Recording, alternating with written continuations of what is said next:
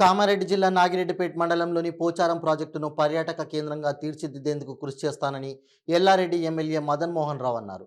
నాగిరెడ్డిపేట మండలంలోని పోచారం ప్రధాన కాలువ ద్వారా ఆయకట్టు పరిధిలోని బి జోన్ భూముల పంటల సాగు కోసం ప్రజాప్రతినిధులు అధికారులతో కలిసి ప్రధాన కాలువ ద్వారా నీటిని విడుదల చేశారు. ఈ సందర్భంగా ఎమ్మెల్యే మదన్ మోహన్ రావు మాట్లాడుతూ ప్రస్తుత రబీ సీజన్లో ప్రాజెక్టు ఆయకట్టు పరిధిలోని బిజోన్ భూముల పంటల సాగు కోసం నీటిని విడుదల చేస్తున్నట్లు, 15 రోజుల పాటు నీటిని విడుదల చేసి 10 రోజుల పాటు నీటి సరఫరాను నిలిపివేయడం జరుగుతుందన్నారు. రైతులు నీటిని వృధా చేయకుండా పంటల సాగు కోసం సద్వినియోగం చేసుకోవాలని ఆయన కోరారు. అనంతరం విలేకరులతో మాట్లాడుతూ పోచారం ప్రాజెక్టు 100 సంవత్సరాల క్రితం నిర్మించిందని, దీని అభివృద్ధి కోసం ఇప్పటివరకు ఎవరూ కృషి చేయలేదన్నారు. ప్రస్తుత కాంగ్రెస్ ప్రభుత్వంలో పర్యాటక శాఖ మంత్రితో మాట్లాడి నిధులు మంజూరు చేయించి ప్రాజెక్టుకు పర్యాటక కేంద్రంగా అభివృద్ధి చేసేందుకు తన వంతు కృషి చేస్తానన్నారు.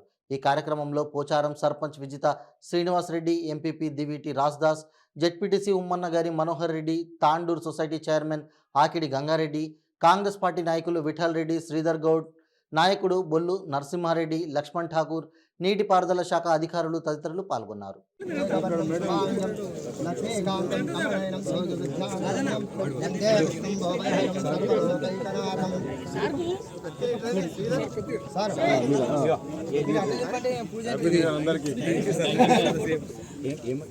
अगरबत्ती सर्वभूतानां तामुपावे नमः गन्धनुपामे कुङ्कुमानुपामे स्नानाविनुपामे योपां पुष्पं నూతన సంవత్సర శుభాకాంక్షలు తెలుపుతూ మరి ఈరోజు శుభదినం. కొత్త సంవత్సరంలో ఎలక్షన్లు అయిన తర్వాత మొట్టమొదటిగా ఎమ్మెల్యేగా గెలిపించిన తర్వాత నా చేతుల మీద ఇంత మంచి కార్యక్రమం చేయడం అనేది చాలా భగవంతుని దయ వల్ల, ఎల్లారెడ్డి ప్రజల దయ వల్ల ఈరోజు ఇంత పెద్ద కార్యక్రమం నీళ్లు వదలడం జరిగింది.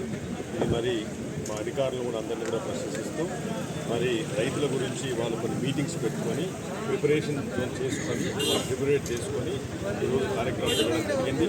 మరి దీంట్లో 4 వెట్టింగ్స్ అంటే 4 వెట్టింగ్స్ జరుగుతాయి. దీనిలో బీ జోన్ ప్రకారం అధికారులు చెప్పిన ప్రకారం 15 రోజులు దీని ఇరిగేషన్ డిశ్చార్జ్ ఉంటుంది, 10 days ఆఫ్ ఉంటుంది. ఇది ఏప్రిల్ 10th వరకు జరుగుతుందని చెప్పి నాకు అధికారులు నిర్వహించడం జరిగింది.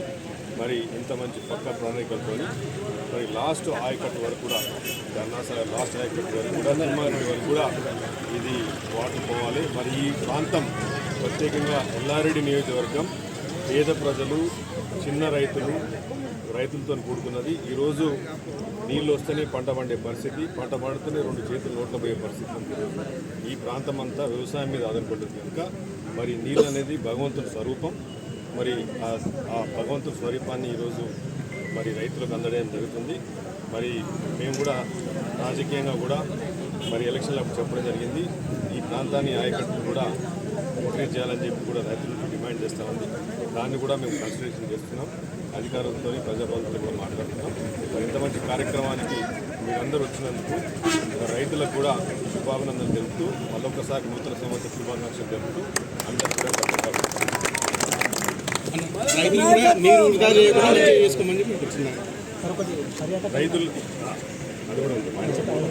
రైతులు కూడా మేము ప్రత్యేకంగా కోరుకునేది ఏంటంటే ఇప్పుడు మరి నీళ్ళే మనకు అన్నం. మరి 2 చేతులు మన అన్నం పండాలంటే నీళ్ళు కావాలా, రైస్ పండాలంటే మరి ఏ పంట పండాలన్నా నీళ్ళు కావాలి కనుక రైతులు కూడా దయచేసి వృధా చేయకుండా ఈ నీటిని మరి జాగ్రత్తగా ఉపయోగించుకోవాలని, మరియు ప్రత్యేకంగా మొట్టమొదటిగా నేను పోచారం వచ్చినప్పుడు చూసిన తర్వాత దీన్ని మంచి పర్యాటక కేంద్రంగా చేయొచ్చు. ఎందుకంటే మనం ఎక్కడో థాయిలాండ్ పోతాము, బ్యాంకాక్ పోతాము, మనం ఎక్కడో సింగపూర్ పోతాము, నేను కూడా 100 దేశాలు తిరిగినాను. కానీ ఇంత మంచి ప్రాంతాన్ని ఇక్కడ మన దగ్గర ఉంది. తప్పకుండా నేను టూరిజం మినిస్టర్తో మాట్లాడి, సీఎం గారితో మాట్లాడి 100% నా మనసులో చూడగానే చాలా బ్యూటిఫుల్, చాలా ప్రశాంతంగా ఉంది. ఎల్లారెడ్డి నియోజకవర్గమే చాలా అందమైన ప్రాంతం. దీన్ని మనం ఉపయోగించుకోలేదు. దీన్ని మంచి పర్యాటక కేంద్రం చేసి బోట్స్ పెట్టి మంచి రెవెన్యూ జనరేషన్ తీసుకొచ్చి ఈ ప్రాంత ప్రజలకు ఒక ఎంప్లాయ్మెంట్ క్రియేట్ చేయాలని చెప్పేసి కూడా నాకు ఆశ ఉంది. మరి ఈరోజు నేను చూసిన తర్వాత కూడా ఎంత మంచి ప్రశాంతమైన కొత్త ప్రాంతం దొరకదు. టూరిజం కూడా చేస్తానని చెప్పేసి కూడా నా టెన్యూర్లో, ఎమ్మెల్యే టెన్యూర్లో తప్పకుండా దీన్ని టూరిజం విధంగా తీసుకెళ్తానని చెప్పి సీఎం గారితో మాట్లాడి చేస్తాను.